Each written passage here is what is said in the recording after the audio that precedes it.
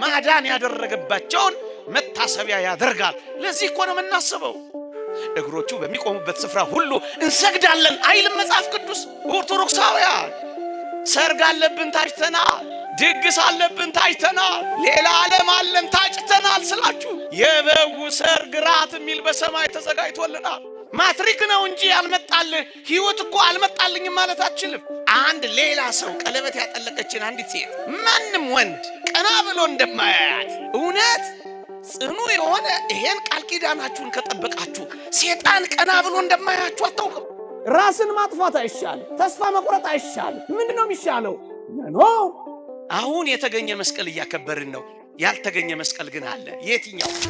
ጌታችን መድኃኒታችን ኢየሱስ ክርስቶስ በመስቀል ላይ ነው የተሰቀለው። ቅዱስ ዮሐንስ አፈወርቅ ክርስቶስ በመስቀል ላይ ተሰቀለ፣ ዲያብሎስ ግን በመስቀል ላይ ተገደለ ይላል። ክርስቶስ በመስቀል ላይ እጆቹን ዘረጋ፣ እኔና እናንተ ድህነታችን ተፈጸመ። ክርስቶስ በመስቀል ላይ ተቸነከረ፣ እኔና እናንተ ከባርነት ነፃ ወጣን። ክርስቶስ በመስቀል ላይ የመጨረሻውን እስትንፋስ ሰጠ፣ እኔና እናንተ በዚህ ምክንያት ሕይወት ተሰጠን። ወገኖቼ በመስቀል ላይ የተገደለው ዲያብሎስ ነው። በመስቀል ላይ የተዋረደው ክርስቶስ አይደለም።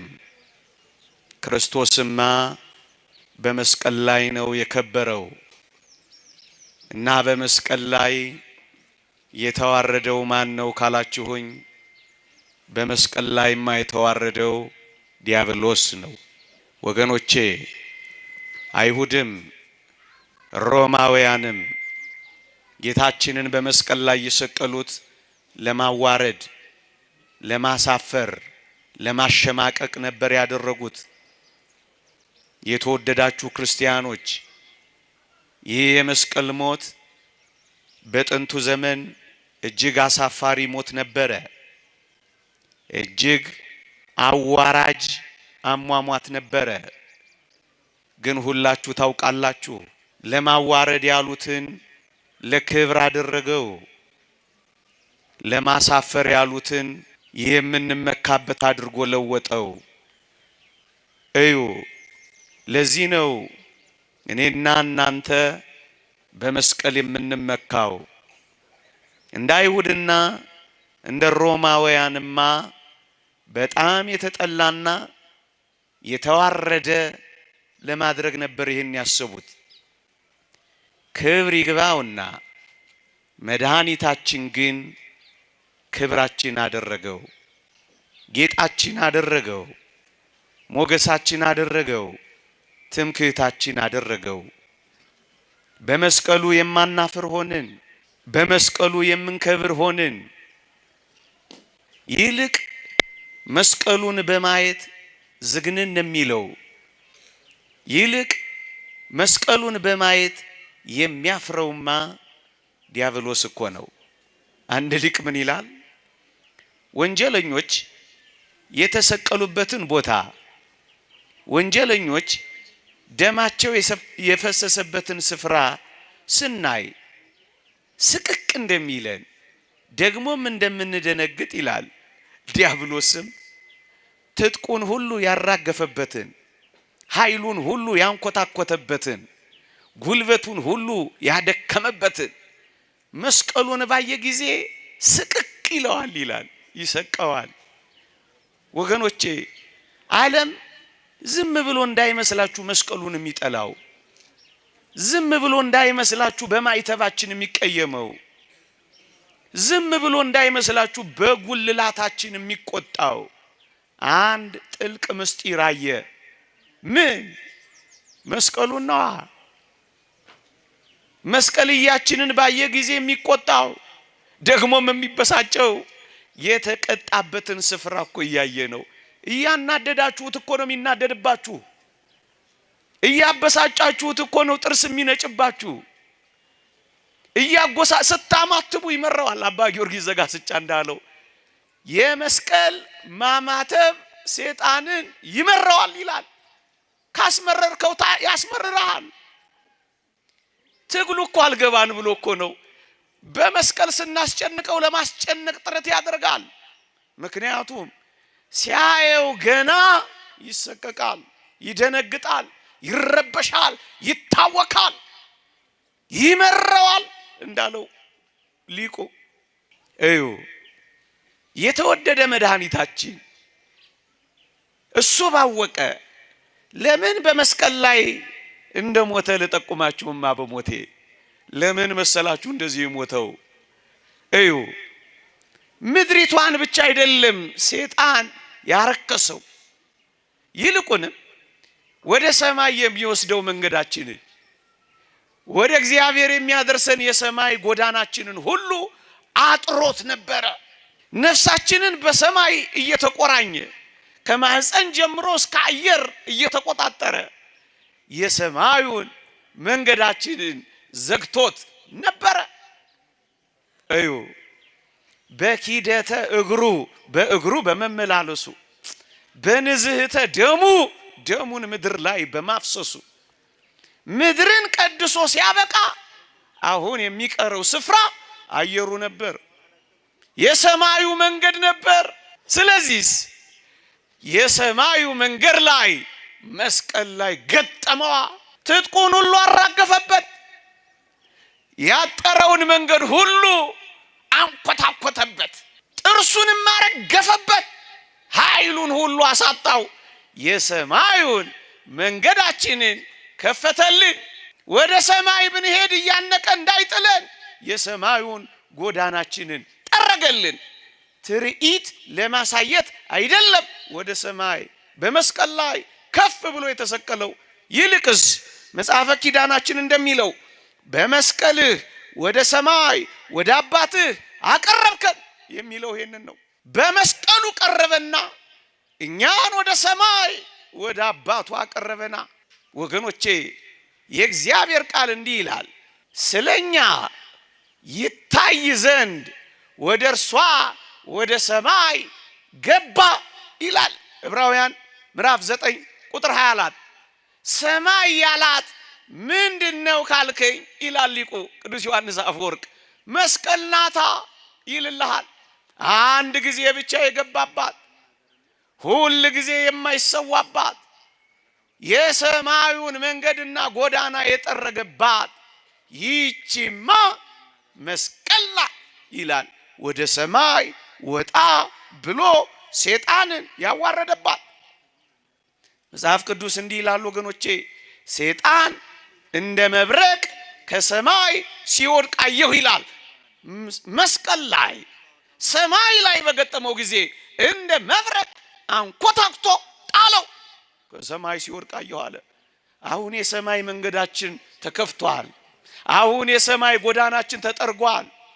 እኛም ቢብለን በምንበድለው በደል በምናምፀው አመፅ እንጂ የሰማይ መንገዳችንማ ተከፍቶ ነበር። ምን ያደርጋል? በርኩሰታችን እየዘጋ ነው። ጸሎትህ ከደመና በላይ እንዳልፍ ኃጢአትህ ከለከለው እንደሚል ኃጢአት እንደ ደመና አድርጎ ጸሎታችንን ከለከለው እንጂ የሰማይ መንገዱማ ተከፍቶልን ነበር። ወገኖቼ ይህን የመስቀል ዕለት ለምንድን ነው የምናስበው? ምን ያስፈልገዋል ይህን ማሰብ? አንዳንዶች እንደዚህ ተጨንቀው ይጠይቃሉ። የእግዚአብሔር ቃል እንዲህ ይላል ባጭሩ፣ ለተአምራቱ መታሰቢያ አደረገ ይላል መጽሐፍ ቅዱስ። እግዚአብሔር ተአምራት ያደረገባቸው፣ ስራ የሰራባቸው፣ ብርቱ ማዳን ያደረገባቸውን መታሰቢያ ያደርጋል። ለዚህ እኮ ነው የምናስበው ለተአምራቱ የተወደዳችሁ ኦርቶዶክሳውያን እንኳን የክርስቶስ ደም የፈሰሰበት መስቀል ቀርቶ ጉበኑንና መቃኑን የቀቡት ያቺ የኦሪቷ ያቺ በጋ ፍስሑ ያቺ የእስራኤል ነፃ መውጣት እንኳን መታሰቢያ ይደረግላት እንደነበር ረሳችሁ? በኦሪት የነበረችው ትታሰብ ከነበረ ይልቁንም ደካማ የነበረችው መታሰቢያ ይደረግላት ከነበረች እንዲህ ያለችው የከበረች ጽኑ የእግዚአብሔር ማዳን ብርቱ የሆነ እርሱ ታላቅ ስራ ያደረገባት መስቀል እንዴት አይታሰብም? ታምራት አደረገባት። በደካማው ብርቱን አዳነው። ምናምንቴ በተባለው መስቀል፣ ሞኝ በተባለው መስቀል፣ ሞኝነት ተብሎ በተጠራ አሟሟት አዳነበት። ይሄ አስደናቂ ታምራት እኮ ነው። ፀሐይ የጨለመበት፣ ከዋክብት የረገፉበት፣ ሙታን የተነሱበት፣ ዕውራን ዓይን ያገኙበት፣ ለምጻም የነጹበት፣ አንካሶች የዘለሉበት፣ ሙታን የተነሱበት ይህ መታሰቢያ እንዴት ችላ ይባላል? እውነተኛ ቤተክርስቲያን ላሳያችሁ። መስቀል ያለባት ቤተክርስቲያን ናት እውነተኛ ቤተክርስቲያን። ላስታውሳችሁ፣ እዩ፣ በጣም የሚደንቅ ነገር ላስታውሳችሁ። እግዚአብሔር እስራኤልን በበረሃ ሲመራ ተአምራት ያደረገባትን ያቺን የአሮንን በትር ላስታውሳችሁ። ባህር የከፈለባት፣ ሙሴ በተራራ ቆሞ እጆቹን ሲዘረጋ በቀኝ እጁ የያዛት ያቺ የአሮን በትር ሳይተክሏት የለመለመች፣ ውሃ ሳያጠጧት ፍሬ አፈራች። ያቺ የአሮን በትር ምን እንደተባለች ላስታውሳችሁ። ለሚያምፁብኝ ልጆች ምልክት ትሆን ዘንድ በቤተ መቅደስ ትቀመጥ ተብላ ነበረ። አንዳንዶች መስቀሉን ለምን ታስቀምጣላችሁ ብለው ሊያኮርፉ ይሞክራሉ። እንኳን አይደለም ክርስቶስ የሲኦልን ባህር የከፈለበት፣ እንኳን አይደለም ክርስቶስ ዓለምን ያዳነበት ያቺ የሙሴ በትር የኤርትራን ባህር የከፈለባት እንኳን ለሚያምፁብኝ ልጆች ምልክት ትሁን ተብላ ተጠብቃ ነበር። ለዚህ እኮ ነው መቅደስ ውስጥ የምታዩት ጉልላታችን ላይ የሰቀልናት፣ በአንገታችን ያንጠለጠልናት፣ በክንዳችን የተነቀስናት፣ ቀሚሳችን ላይ የለጠፍናት። ለምን? እኔም እናንተም መቅደሶች ነንና መስቀል ይታሰባል። ወለተ መስቀል፣ ገብረ መስቀል፣ ስምህ እንኳን መስቀል ነው። አንተም መስቀል ነህ። መታሰቢያ ይሆናል።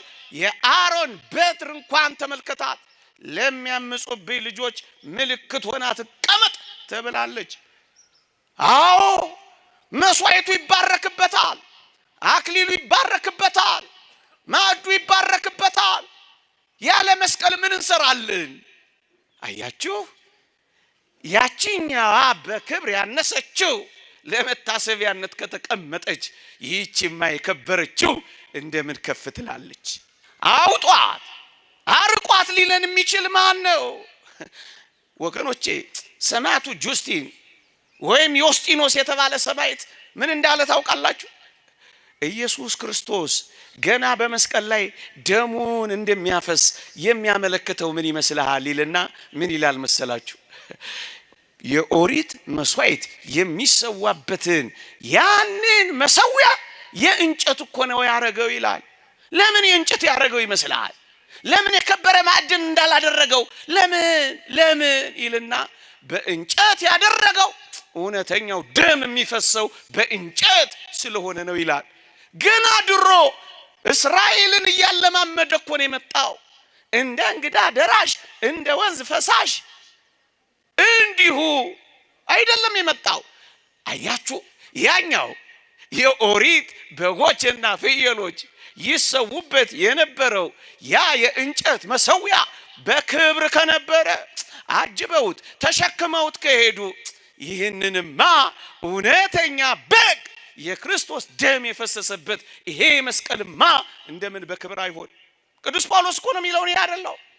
ያ የኦሪቱ አገልግሎት በክብር ከነበረ የአዲስ ኪዳኑ አገልግሎት እንደምን በክብር አይሆን ይላል። ያኛውን ተሸክመው ከተሻገሩ እኛ ይሄንንማ እንሸከመው እንዴት ነው ይላል። የዮስጢኖስ ሰማዕት በረከቱ ይደርብንና ወገኖቼ የእግዚአብሔር ቃል አንዳንዶች ለምንድን ነው የምታከብሩት? ማክበራችሁ እስከምን የመነጨ ነው ይላሉ። እዩ፣ እግዚአብሔር ስራ የሰራባቸው ሳይከበሩ ቀርተው ይሆን በመጽሐፍ ቅዱስ? ቅዱስስ ለምን ትላላችሁ? ወገኖቼ እግዚአብሔር ግርማ መለኮቱን የገለጠበት ያ ተራራ እንኳን ቅዱሱ ተራራ እንደተባለ በመጽሐፍ ቅዱስ አላያችሁት? ደሙን ያፈሰሰበት፣ ያንጠበጠበበት፣ ዓለምን ያዳነበት ይህማ ቅዱስ በምን ቃላት ይገለጻል እንዴ? ያዕቆብን ስላሳያቸው በመጨረሻው የአረፍተ ዘመን ሊገታው ሲል እስራኤል የተባለው ያዕቆብ የዮሴፍን ልጆች ሲባርክ ምን አደረገ ነው የሚለው? በእንጨቱ ስር በዘንጉ ስር ሰገደ ይላል። ዕብራውያን ምዕራፍ 11 ማንበብ ትችላላችሁ። በዘንጉ ስር የሰገደው ባዕድ አምልኮ አምጥቶ ነው አይደለም። ቅዱስ ጳውሎስ ይሄን በማድረጉ አመሰገነው እንጂ አልነቀፈውም። እግዚአብሔር ያሳያችሁ። ምሳሌ ለሆነችው ለዚያች ለክርስቶስ መስቀል አሻግሮ በሩቁ አዩዋት ተሳለሟት የሚል ቃል እኮ የሚመጣው እዚህ ነው። አይቷት ከተሳለማት እኛ በእጃችን ያለውን ሁል ጊዜ ትኩስ የሆነውን ሁል ጊዜ ስራ የሚሰራበትን ይሄን መስቀልማ ምንኛ እንሰግድለት። አከበረው እኮ ነው የሚለው። በዚህ ተመሰገነበት እንጂ አልተወቀሰበትም። እንግዲያውማ የክርስቶስ መስቀልማ እንዴት ያለ ስግደት እንዴት ያለ ክብር ይገባው ይሆን? እግሮቹ በሚቆሙበት ስፍራ ሁሉ እንሰግዳለን አይልም መጽሐፍ ቅዱስ? እግሮቹ በሚቆሙበት ስፍራ ሁሉ እንሰግዳለን። ከ6 ሰዓት እስከ 9 ሰዓት በእነዚያ ችንካሮች ላይ ለቆሙ ለዚህ መስቀል እንሰግዳለን። ምክንያቱም እግሮቹ በቆሙበት ስፍራ እንንበረከካለን፣ እንገዛለታለን፣ እንመካበታለን። ከክርስቶስ መስቀል በቀር ሌላ ትምክህት ከኔ ይራቅ ይላል። ምን መመኪያ አለን ከዚህ መስቀል በቀር? ቅዱስ ጳውሎስ ነው ይሄን የሚለው። ይሄን እንደ መግቢያ ካልኩ በዋናነት ከዚህ መስቀል ጥቂት ነጥቦችን ላንሳና እንደ 12 ደቂቃ ተጠቅሜ ያበቃለሁ። እግዚአብሔር ከሁላችንም ጋር ይሁን። እየሰማችሁ ነው? እንዳልጮኩባችሁ ተስፋ አደርጋለሁ። መስቀል ምንድን ነው? እዩ መስቀል ይላል ቅዱስ ቄርሎስ በረከቱ ይደርብንና የክርስቶስ የሙሽርነቱ ዙፋን ነው ይላል። አዎ መስቀል አንዱ አስደናቂ ስራ የተሰራበት የኔና የናንተ መድኃኒት ኢየሱስ ክርስቶስ የተሞሸረበት የሙሽርነት ዙፋኑ ነው ይላል። ወገኖቼ እንዴት ይደንቃል! እኛ የታጨንበት የት እንደሆነ ታውቃላችሁ? መስቀል ላይ እኮ ነው የታጨነው። እንዴ ታጭተናል እንዴ? አዎ የእግዚአብሔር ቃል ይሄን ይላል። አዎ እናንተን እንዳንዲት ንጽሕት ድንግል ለአንድ ወንድ ለክርስቶስ ላቀርብ አጭቻችኋለሁ ይላል።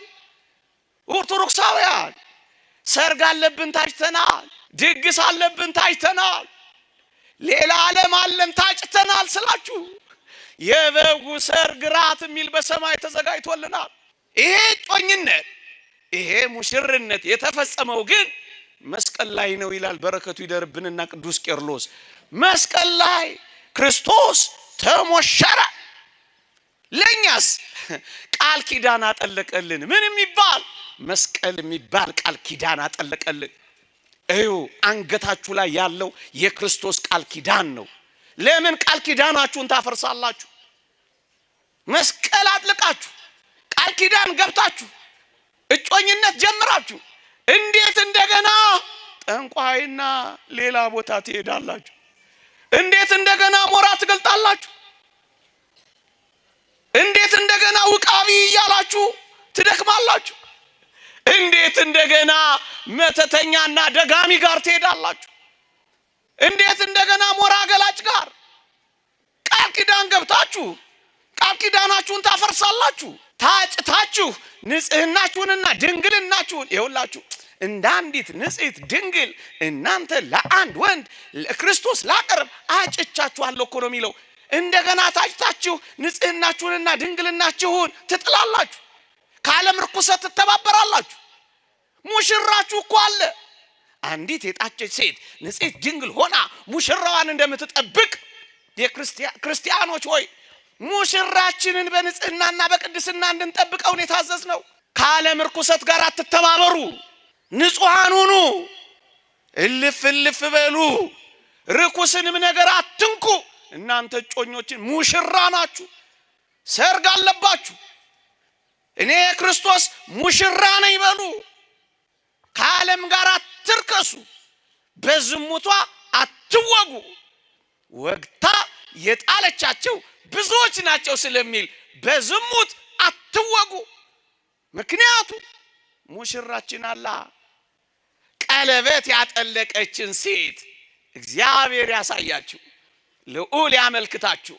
ቀለበት ያጠለቀችን ሴት ይኸው አንድ ሌላ ሰው ቀለበት ያጠለቀችን አንዲት ሴት ማንም ወንድ ቀና ብሎ እንደማያያት እውነት ጽኑ የሆነ ይሄን ቃል ኪዳናችሁን ከጠበቃችሁ ሰይጣን ቀና ብሎ እንደማያችሁ አታውቁም? ያፍራችኋል። ቀለበት ያጠለቀችን ሴት ማን ይደፍራል? የዚህ ዘመን ነውረኛ ሰው ቀለበት አጠለቀች አላጠለቀች እምቢ ብሎ ይተናኮላል እንጂ ሰይጣን እውነተኛ ቀለበት ቃል ኪዳን መስቀል ያጠለቀችን ነፍስ ከቶም ቢሆን አይተናኮላትም፣ አያሸንፋትም። መስቀላችሁን አጥልቁ፣ ቃል ኪዳናችሁን ያዙ። ሰርጋለና ወገኖቼ አባ ፋም ስለሚባል አባት ልንገራችሁ በሞቴ።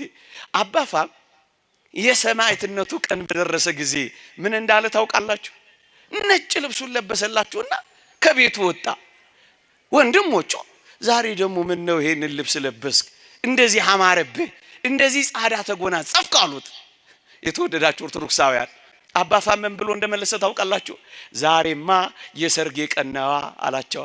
ምክንያቱም ሰማዕትነት ተቀብሎ ከአምላኩ ከሙሽራው ጋር የሚገናኝበት ቀን ነው። እናስ ነጭ ልብስ ለብሶ ወጣላችሁ። ለዚህ ነው እነዚህ ነጭ ልብስ የለበሱት ከየት የመጡ ናቸው ብሎ ጠየቀ ይላል። ልብሳቸውን በበጉ ደም አንጽተው ከምድር የመጡ ከመከራ የወጡ ናቸው። ልብሳችሁን አንጹ፣ ህይወታችሁን አንጹ፣ አትርከሱ፣ አትተዳደፉ። ሰርግ አለባችሁ ወገኖቼ። ይሄንን ሙሽራ ጥቂት አድርጌ ላስጎብኛችሁ ይሆን ላልፈው ነበር፣ ግን ባስጎብኛችሁ ምን አለበት? እውነት ክርስቶስ ሙሽራ ነው፣ መስቀል ላይ የተሞሸረ። አዎ መስቀል ላይ የተሞሸረ ሙሽራ ነው። መጽሐፈ ቅዳሴያችን እንዲህ ይላል፣ መኑ ዘርእ የመራዊ ዘይጠብ ስጋው በጊዜ ከብካቡ። በሰርጉ ጊዜ ስጋውን ቆርሶ ያበላ፣ በሰርጉ ጊዜ ደሙን አፍሶ ያጠጣ እንዲህ ያለ ሙሽራ ያየ ማን ነው ይላል። እንዲህ ያለ ሙሽራ አይታችሁ ታውቃላችሁ? በስጋው የደገሰ ሙሽራ ከናንተ መካከል ማን አለ? በደሙ መፍሰስ ዓለምን ያረካ ሙሽራ እንደ ጌታችን ያለ አይታችሁ ታውቃላችሁ? ለዚህ ነው መጽሐፈ ቅዳሴያችን እንዲህ አይነት ሙሽራ አይታችኋል ወይ የምትለው? ማን አየ? እንጀራ ቆርሳችሁ ድራችኋል፣ እጅ ጥላችሁ ደግሳችኋል። አዎ ይህ ሙሽራ ግን እንዲህ ያለ ሙሽራ ማን አየ? እውነት ነው። በቀይ ምንጣፍ ላይ የተረማመዱ ሙሽሮች እኛ አይተናል። በደም የጨቀየ ቀይ ሚስማር ላይ የተሞሸረ ሙሽራ ግን ከጌታችን በቀር ማን አለ? እውነት ነው። እንዴት ያማረ ልብስ የለበሱ ሙሽሮች እዚህ ተደርድረዋል። እንዲህ ያለ እንዴት እጹብ ነው። ይሄ ሙሽራ ግን እንዲህ ያማረ ልብስና ካባ የለበሰ ሙሽራ እንዳይመስላችሁ የሚጠብቃችሁ። እና ምን አይነት ሙሽራ ነው ካላችሁኝ ትንቢተ ኢሳይያስ ምዕራፍ 63ን አንብቡት። ልብስህ ስለምን ቀላ ብዬ ጠየቅኩት ይላል። እሱ መለሰልኝ ከበላሶን የመጣው ሰው እንዲህ አለኝ ይላል፣ የወይን መጥመቂያውን ብቻዬን ረግጫለሁ ይላል። ደም የተረጨ ልብስ ያለው ደግሞም ካባ የደረበ አይደለም። የተራቆተ ሙሽራ ይጠብቃችኋል። ተረት አይደለም የማወራው፣ እውነት ነው። ዓለም ተዘናግቷል። እውነተኛ ሙሽራውንም ትቷል። በመንገድ ላይ ካገኙት ጉልምትና ከሚያስተምሩት ነገሮች ጋር በዝሙት ወድቋል፣ በጣዖታት ተይዟል።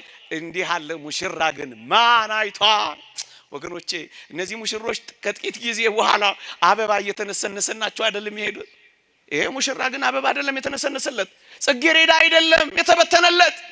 እና ምንድነው ካላችሁ ወይ ጽጌረዳው ተራገፈና እሾሁ ነው የተተከለለት። እሱ የእሾህ አክሊል ደፋና የክብር አክሊል አጎናጸፈና። እንዲህ አይነት ሙሽራ አይታችሁ ታውቃላችሁ? እናንተ ትሉ የለ ኧረ ሚዜው ደሃ ነው ሽቶው ውሃ ነው ብላችሁ ታሟቸው የለ? ውሃ ቢያገኝ በስንት ጣዕሙ። ወገኖቼ ይሄ ሙሽራ ሽቶም ውሃም አይደለም የተረጨበት። እና ምንድነው የተረጨበት? ምራቅ። እና ምንድነው የተተፋበት? የአይሁድ ዋልጌ ቃላት። እንዲህ አይነት ሙሽራ ወዷችሁ ጀርባችሁን ትሰጡታላችሁ? ወገኖቼ እንዲህ አይነት ሙሽራ በነፃ ፍቅራችሁ እንደገና ሌላ ታፈቅራላችሁ? ማን ነው ፍቅረኛችሁ? ማን ነው ወዳጃችሁ?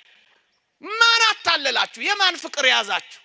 ወገኖቼ እንዲህ አይነት ሙሽራ ያየ ማን ነው? ምን ያረገ? መኑ ዘርእ የመራዊ ዘይጠብ ስጋው በጊዜ ከብካቡ። በሰርጉ ጊዜ እንዲህ ያደረገ ሙሽራ ያየ ማን ነው? ወገኖቼ ወገኖቼ ቀራንዮ ሰርግ ቤት ናት ይላሉ ሊቃውንት። ይኸው ወንጌል የጀመረው ጌታችን በሰርግ ቤት ነው። ወንጌልን የፈጸመው ጌታችን በሰርግ ቤት ነው። በመጀመሪያው ሰርግ ቤት ውሃውን ወይን አደረገበት። በቀራንዮ ሰርግ ቤት ግን ወይኑን ደም አደረገበት። ሰርግ ቤት ነው። በመጀመሪያው ሰርግ ቤት ወገኖቼ የዓለማችንን ሰርግ ስታዩት መጀመሪያ ደስ የሚያሰኘውን ያቀርባል፣ ከዛስ መናኛውን ያመጣል ነው አይደል? አዎ። በቃና ዘገሊላ ሰርግ ቤት መጀመሪያ ደስ የማያሰኘው ወይን ቀረበ፣ ከዚያስ እጅግ ጣፋጭ ያማረ ወይ በጌታችን ተአምራት ጣፋጭና አስደሳች ወይን ተደረገ። ይሄ በቃና ዘገሊላ ነው በመጀመሪያው። በሁለተኛው ሰርግ ቤት በቀራንዮስ ምን ሆነ ወገኖቼ? መጀመሪያ ደስ የማያሰኘውን ሕማሙን፣ ከዚያስ እጅግ የሚያስደንቀውን ትንሣኤውን ሰጠና። ለምን? ሰርግ ቤት ነዋ። በመጀመሪያው ሰርግ ቤት በቃና ዘገሊላ የእናቱ የእመቤታችን የቅድስት ድንግል ማርያም ጸሎት፣ ልመና፣ ምልጃ፣ ጥያቄ ወደ ማስተማር ታምራት ወደ ማድረግ ደግሞ ወደ አደባባይ ተልእኮ አውጥቶታል። በቀራንዮ አደባባይ ደግሞ ዓለምን ለማዳን የአባቱ ፈቃድ ሆኖ ምን ማለት ነው? ቀራንዮ ራሱ ሰርግ ቤት ነው ወገኖቼ። ለዚህ ነው መስቀል ላይ የተደረገው አስደናቂ ቃል ኪዳንና ሙሽርነት ነው። አያችሁ፣ እኛ ሙሽራ አለን። እኛ የሚጠብቀን አምላክ አለን። ይልቅ ለዚህ ተዘጋጁ። መስቀሉን ቃል ኪዳን አጥልቃችሁ በጽናት ታግሳችሁ ኑሩ። ወደ ግራም ወደ ቀኝም አትበሉ። ዘመን ማብቃቱ አይቀርም። ዘመኑ አጭር ነው። ጻድቁ ወደፊት ይጽደቅ፣ ርኩሱ ወደፊት ይርከስ። ዘመኑ አጭር ነው ይላል እግዚአብሔር ቃል። አጭር እንደሆነም የዘመኑ ጣር የምጣር መጀመሪያ ሊመጣ እንዳለም እያጣጣማችሁት እንዳለ አውቃለሁ። ስለዚህ እንጠብቀው። የመጀመሪያው መስቀሉ የሙሽርነት ዙፋን ነው። 3-4 ደቂቃ ብቻ ልውሰድ። ሁለተኛ መስቀሉን ስናይ ምንድነው የምናየው? ሁለተኛ ቅዱስ አትናቴዎስ እንዲህ ይላል። ክርስቶስ በመስቀል ላይ ሲሰቀል ቀኝ እጁን ዘረጋ፣ ግራ እጁንም ደገመና እጆቹን ዘርግቶ ነው የተሰቀለው። መስቀልን የመረጠበት አንዱ መንገድ ይሄ ነው ይልና ለምንድን ነው ቀኙን ግራውን እጆቹን ወደ ቀኝና ወደ ግራ የዘረጋው የሚለውን ሲያስተምር ምን ይላል? በቀኝ እጁ አይሁድን ጠራበት፣ በግራ እጁ አዲስ መጪዎቹን አህዛብን አቀፈበት ይላል። ምን ማለት ነው? ዓለምን ሁሉ አንድ አድርጎ እንደሚያቅፍ ነው የተሰቀለው ክርስቶስ። መስቀልን የተጠቀመው አንድ ለማድረግ ነው ወገኖቼ። መስቀልን ባየን ጊዜ ሁሉ የሁላችንንም አንድነት ነው የምናየው ወገኖቼ። ክርስቶስ መስቀል ላይ አንድ ነው ያደረገን። መጽሐፍ ቅዱስ እንዲህ ይላል፣ ከወገንም ከነገድም ከቋንቋም ዋጅተሃልና ክብር ይገባሃል ይላል። የተወደዳችሁ ኦርቶዶክሳውያን፣ የተገፈተረ ቋንቋ፣ ያልተዋጀ ነገድ፣ የተተወ ወገን የለም በቤተ ክርስቲያን የለም። ሁላችንም ምንም ቋንቋ እንናገር፣ የትም ሰፈር እንሁን፣ ምንም ብሔር እንቆጠር፣ የትኛውም ነገድ እንሁን፣ ክርስቶስ በመስቀል ላይ አቅፎናል፣ አንድ አድርጎናል። መስቀል አንድነት ነው። ለዚህ እኮ ነው በመስቀል ላይ አካሉ የሆነች ቤተ ክርስቲያንን ነው የመሰረተው። ቤተ ክርስቲያን ማለት ማህበረ ምእመናን እኔና እናንተም ጭምር ነን። አካሉ የሆነች ቤተ ክርስቲያንን ሲመሰርት አካሉ የሆነ ክርስቶስ የራሱን አካል ልብ ብላችሁ ስሙኝ፣ አካሉን አልከፈለም፣ ሰውነቱን አልቆረጠም፣ አንገቱን አልቆረጠም፣ አጥንቱን አልፈለጠም፣ ሰውነቱን አልከፈለም። አንድ አድርጎ ለምን የሞተ ይመስላችኋል?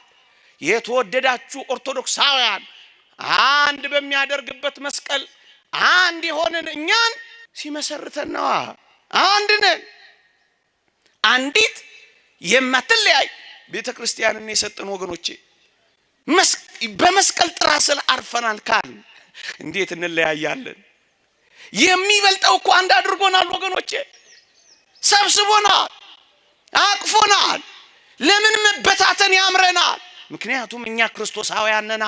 አንዳንዶች ነው ይህቺ ቤተ ክርስቲያን የገሌ ሰፈር ናት፣ አይደለችም፣ ሰማያዊት ናት። ዮሐንስ አፈወርቅ እንደሚል ቤተ ክርስቲያን ሰማያዊት ናት፣ ራሷም ደግሞ ሰማይ ናት።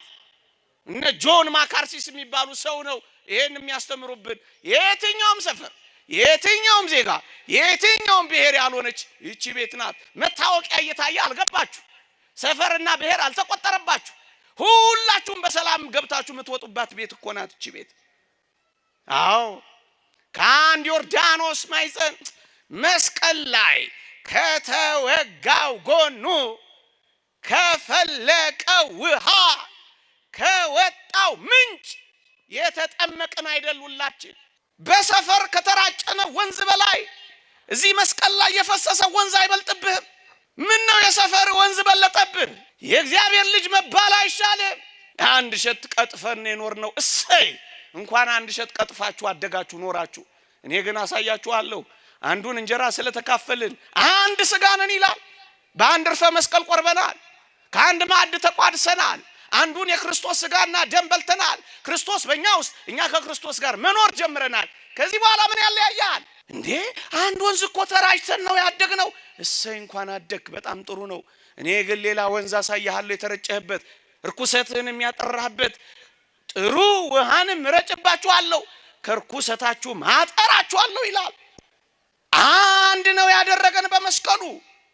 መስቀሉን የምታከብሩ ሁሉ፣ መስቀሉን የምታፈቅሩ ሁሉ፣ መስቀሉን የምትወዱ ሁሉ አንድነትንም ውደዱ፣ መለያየትን ናቁ።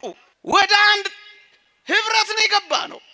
ያውም ድል ወደ ነሱ ወደ ሰማዕታት ህብረት፣ ያውም ዘር ከለር ነገድ ወደማይቆጠርባቸው መላእክት ህብረት ነው የገባ ነው። እንደገና የት ትገባላችሁ እናንተ ኦርቶዶክሳውያን? ቅዱሳን የተወለዱበትና ያገለገሉበት ቦታ ይጠቀስ ይሆናል እንጂ የየትኛው ጎሳ አባል እንደሆኑ ተጠቅሶ ታያላችሁ። ትላንት የሙት ዓመታቸውን ያከበርናቸው ብፁዕ አባታችን አቡነ ሰላማ አርሲ አይደል የደከሙት ነው አይደል? ኔታ አዎ ነውር ነው። ያ አይነገርም። ጎሳ፣ ብሔር፣ ሰፈር ለቅዱሳን እኮ ሳይጠቀሱ እኮ ነው የኖረው ወገኖቼ። በስጋ ከተወለዱበት ሀገር ማህበረሰብ ይልቅ የሚታወቁትና የሚከበሩት የት እንደሆነ ታውቃላችሁ? ተጋድሏቸውን የፈጸሙባቸው ቦታዎች ናቸው። በተጋድሎ ቦታቸው አቡነ ገብረ መንፈስ ቅዱስ እኮ ኢትዮጵያዊ አይደሉም፣ ግብፃዊ ናቸው። ክብራቸው የበዛው፣ ቃል ኪዳናቸው የሰፋው፣ በረከታቸው የሰፋው ለኛ ለኢትዮጵያውያን እዚህ ኢትዮጵያ ስለተጋደሉ እኮ ነው ወገኖቼ። እንደ መላእክት የሚኖሩትን አውርደው ኧረ ተው እንዴ! የገባንበት ማጥ እኮ ያሳፍ። ቅዱሳንን መከፋፈሉ የጀመሩ እኮ አሉ። ተክለ ሃይማኖት የገሌ ነው፣ ቅዱስ ያሬድ የገሌ ነው እያሉ እዚህ ውስጥ እንገባለን ክርስቲያኖች። ከሰማይ ፈጥፍጠን መሬት ልናወርዳቸው አይቻልም። እኛ እንወርዳት ይሆናል እንጂ ቅዱሳን እንደዚህ አይወርዱም። ሁላችንም እንስተካከል እንዴ! በኤርትራ ታላቅ ቦታ ያላቸው አቡነ አብራኒዮስ አንብባችሁ ከሆነ አላውቅም፣ የዚህ የጎጃም ሰው እኮ ናቸው። በኤርትራስ ታላቅ የታወቁ ሰው ናቸው።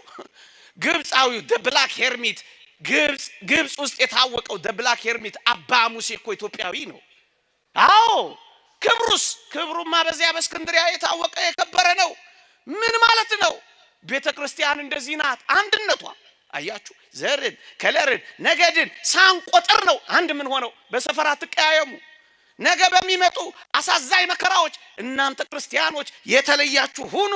በምስራቅ ጎጃም ታላቅ አባት የሆኑት አቡነ ኤዎስጣቴዎስ የኤርትራ ተወላጅ እኮ ናቸው። ኤዎስጣቴዎስን ብሎ ከማል አሉ የዚያ የምስራቅ ጎጃም ገበሬ ምላሽ አያገኝም አሉ። ለምን?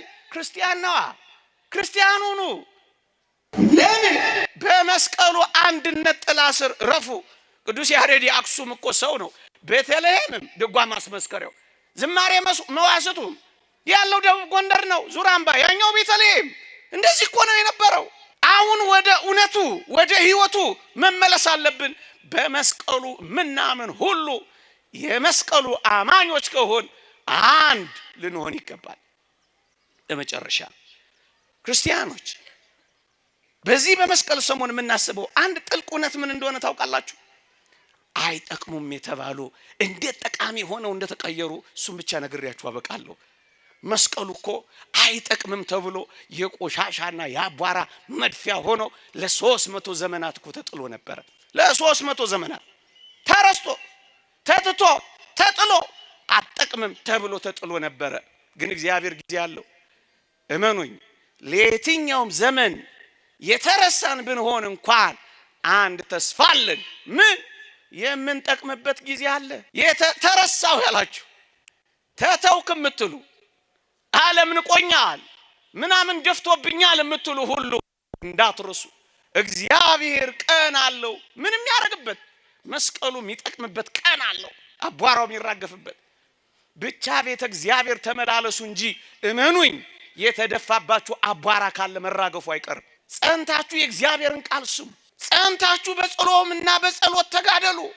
ዝሙት ከሆነ ይራገፋል ወገኖቼ። የትኛውም አቧራ ቢሆን ይጠረጋል። ማሸብረቃችሁ አይቀርም። ብትወድቁ ትነሳላችሁ። በጨለማ ብትቀመጡ እግዚአብሔር ብርሃን ይሆንላችኋል። ብትደክሙ ትበረታላችሁ። አሁን የማልጠቅም ነኝ ብላችሁ ራሳችሁን እንደማይጠቅም አትቁጠሩ። ብዙ ወጣቶች እንደማይጠቅሙ ቆጥረውታል።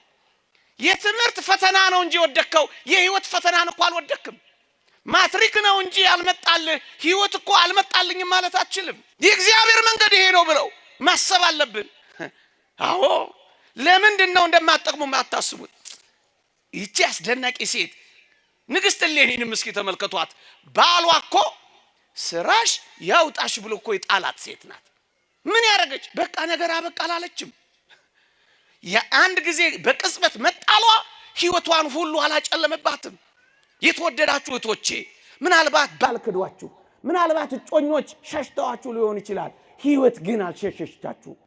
ባል አይደለም ህይወት ብቻ፣ እጮኝነት ብቻ አይደለም ህይወት። ብዙዎች ራሳቸውን እያነቁ እየገደሉብን ያሉት እኮ በዚህ ነው። በቃ አላለችም። ወንድ ስትበቀል አልኖረችም። የነገ ህይወቷን አላጨለመችም። በተስፋዋ ላይ አልተጫወተችም። ነገ ትጠቅማለች። ይህቺ ሴት እኮ ናት ባህር ላይ ስትጣል እንደጀመረ ጨርሰኝ ብላ ባህር ውስጥ የገባች መሰላችሁ? መርዝ የጠጣች መሰላችሁ? በረኪና የዋጠች መሰላችሁ? አይደለም። ፈቀቅ አለች፣ ሌላ ህይወት ቀጠለች። እናንተ ወጣቶች፣ እናንተ ተክዳችሁ ይሆናል፣ ተትታችሁ ይሆናል፣ በስራ ገንዘባችሁ ተበልቶ ይሆናል። አሁን የምታዩት ሁኔታ ብዙም ደስ ላታሰኛችሁ ትችላለች። እመኑኝ፣ ስትኖሩ ነገሮች ሁሉ ይኖራሉ። አልኖርም አትበሉ። አይሻልም። ራስን ማጥፋት አይሻልም። ተስፋ መቁረጥ አይሻልም። ምንድነው የሚሻለው? መኖር። ታገሱና ይኸውላችሁ፣ ቀኑን በመጠበቅ መከራ አትብሉ። ዛሬ ነገ አልመጣም ብላችሁ ራሳችሁን አታጨናንቁ። እናስ እግዚአብሔር በቀኑ ላይ ሳይሆን በሚመጣው እግዚአብሔር ላይ ተማመኑ ወገኖቼ። ብዙዎች ጥቂት ቀን አልፈው ዛሬ እንደኖሩ አታውቁም። እኔ አስታውሳለሁ ልጅ ሆኜ HIV የሚባል በሽታ መጥቶ ጥቂት በያዛቸው ጊዜ ደንግጠው ራሳቸውን ያጠፉ ስንት መሰሏችሁ? ዛሬ ግን የኖሩ ስንት ናቸው? ቀን የሚያመጣውን እኮ አታውቅም። ለምን ዛሬ ራስን ትታነቃለህ? ወደ እግዚአብሔር ጸጋ እንደማደግ ለምንድን ነው ጠረጴዛ ደርድረ ሲባጎ ላይ የምትታነቀው?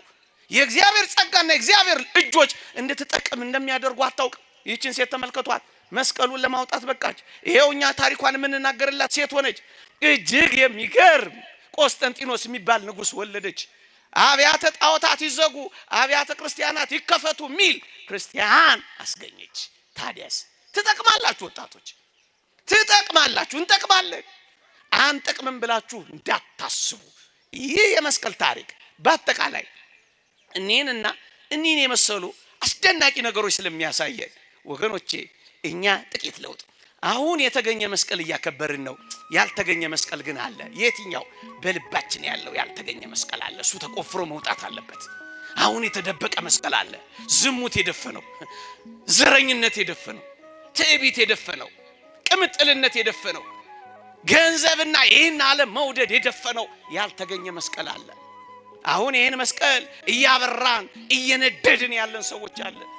መስቀሉን እያከበርን የተዋረድን ሰዎች አለን። መስቀሉ አመድ ስር አመድ ሆነን የተኛናለን።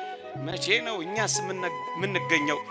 እሌኒማ መስቀሉን አግኝታለች። አሁን ያልተገኘው መስቀል እኛ ነን።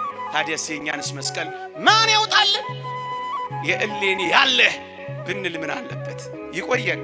የእግዚአብሔር ቸርነት፣ የእመቤታችን አማላጅነት፣ የቅዱሳን በረከት ረድኤት አይለየን። ከመስቀሉ በረከት ረድኤት ያሳትፈን። አሜን።